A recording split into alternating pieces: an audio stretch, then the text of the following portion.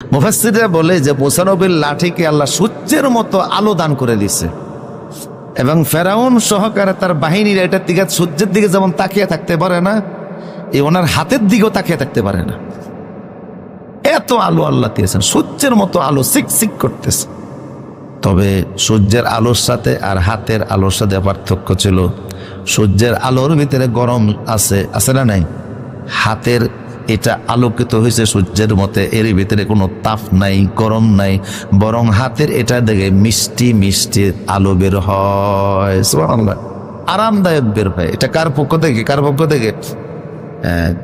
মিষ্টি তাপ বের হচ্ছে, প্রখরতা নাই, তীব্রতা নাই। মুসা আলাইহিস সালাম ওরা যখন এটার আলো সহ্য করতে পারলো না, চোখ জ্বলছে যাইতেছে, চোখ মুছতেছে ফেরাউন, মুসা নবী, মুসা এটা তুমি থামাও, সহ্য করতে পারতেছি না, চোখ ঠিক রাখতে পারতেছে না মুসা নবী। আবার যখন হাত বগলের নিচে লাগিয়ে ফেললেন, তাৎক্ষণিক আলো বন্ধ হয়ে যায়।